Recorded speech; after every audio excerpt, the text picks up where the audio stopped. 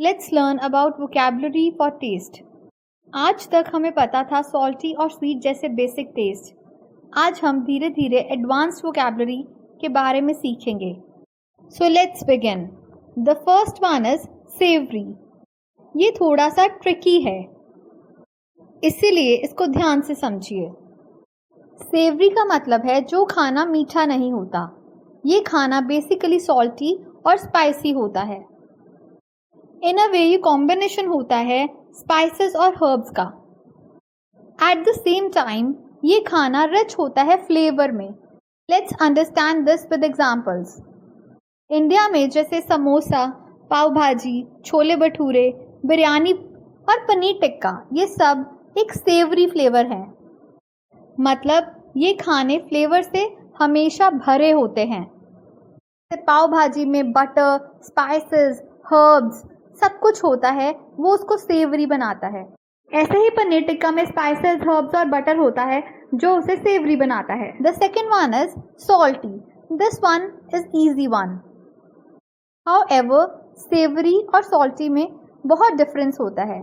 सेवरी जो rich in flavour होते हैं, स्पाइसी होते हैं और सॉल्टी होते हैं, और सॉल्टी वो होते हैं जिनमें सिर्फ प्रेजेंस ऑफ सॉल्ट होता है, जिनको हम नमकीन कहते हैं।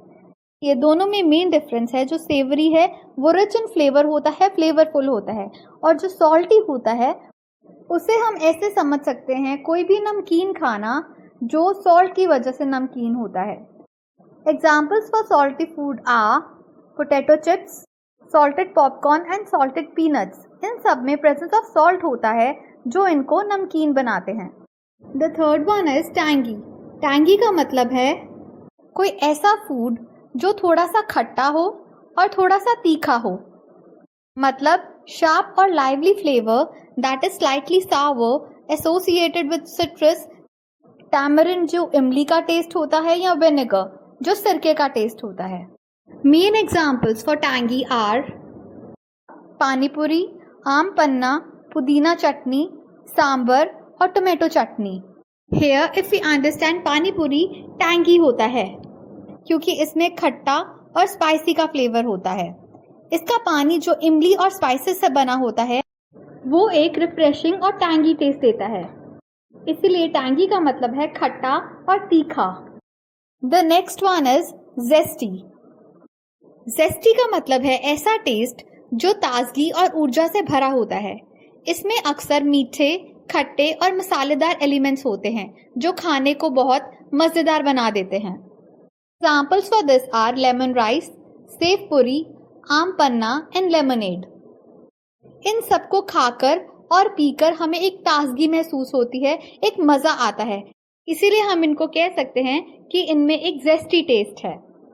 यहाँ पे यू नीड टू अंडरस्टैंड कि आप कभी टैंगी और जेस्टी को मिक्स ना करें। टैंगी का मतलब है कोई खट्टी और तीखी चीज़, और जेस्टी का मतलब है ऐसा खाना जो मीठा, तीखा, मसालेदार और खट्टा हो सकता है जिसे खाकर मज़ा आए। The fifth taste is bland. ये वो खाना होता है कि जिसमें कोई भी फ्लेवर ना हो, ना कोई सीजनिंग हो। मतलब ये ना तो तीखा, खट्टा और ना ही नमकीन होता है। इसके एग्जाम्पल्स हो सकते हैं plain rice, boiled potatoes, steamed vegetables and plain roti. अगर हम यहाँ पर रोटी का एग्जाम्पल लें तो उसमें कोई भी मसाला नहीं होता और उसमें कोई फ्लेवर भी नहीं होता, इसीलिए वो ब्लैंड है। ऐसे ही बॉइल्ड पोटैटोज, उसमें कोई मसाला नहीं होता और वो टेस्टलेस होते हैं, इसीलिए वो ब्लैंड है।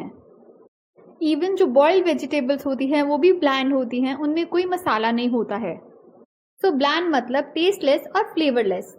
The sixth one is acrid. इसका मतलब होता है कोई तीखा, कड़वा और बहुत ही खराब टेस्ट। कोई भी ओवरकुक्ड और बर्न टेस्ट को भी हम एक्रिड कहते हैं, या कोई भी स्पॉइल्ड वेजिटेबल्स, फ्रूट्स या फूड हो, उनका टेस्ट भी बहुत ही खराब होता है, उसको हम कहेंगे acrid taste. For example burn roti, burn lentils और दाल, टू मच एसिफिटीडा या हिंग किसी में पड़ जाए, bad taste of spoiled vegetables, कोई भी जो वेजिटेबल्स है खराब हो जाए, उसको हम एक्रिड टेस्ट कहेंगे।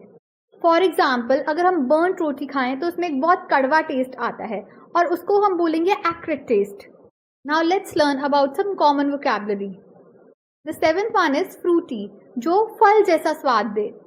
The eighth one is sweet, जो मीठा स्वाद दे, जैसे कि चॉकलेट्स या डोनट्स जो मीठे होते हैं जिनमें चीनी होती है। द नाइन्थ वन इज सावर, जैसे कि जो नींबू में टेस्ट होता है या किसी भी खट्टी चीज़ों में होता है, जैसे दही कोई खट्टा हो जाए उसमें होता है। The tenth one is bitter, bitter मतलब जैसे कोई करेला जो कड़वी चीज़ें होती है। The 11th one is spicy, spicy मतलब ऐसा टेस्ट जिसे खा के हमें मिर्च लगती है। That's all for now everyone. Please subscribe to my channel and if you like the video please give it a thumbs up. और कमेंट्स में मुझे ज़रूर बताइए कि आपको वीडियो कैसी लगी। Until then, keep practicing every day.